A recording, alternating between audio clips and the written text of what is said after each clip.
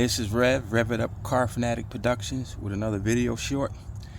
This is my buddy's 06 Chevy Impala LT. He hit a deer, and after he hit the deer, the right front started wobbling, so he thought he may have had a bubble in the tire. They put the donut tire on and it still had a nasty wobble, so he asked me to look at it, and I jacked it up and I checked the suspension.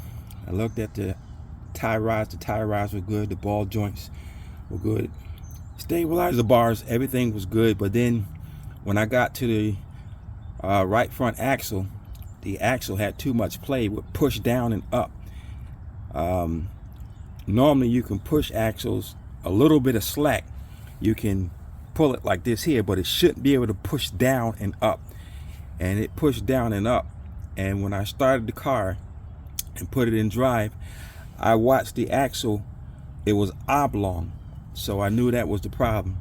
So we got the axle out, and here it is. It snapped near the inner boot right here. This is where it snapped, and that's why it was wobbling like it was. So in order to do that, get this axle out, you first 32mm nut, you wing that off, get the tires off, but you want to do this with the tire on the ground, so you make sure you can get that nut off the axle.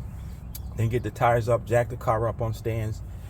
Then you want to loosen the tie rod, and then you want to loosen it from the steering knuckle, and then you can push it through here and get a screwdriver and bang on the back of this, and it'll come out. But unfortunately, when I banged on the back of this, this came right out. So then I had to go back underneath and bang this out.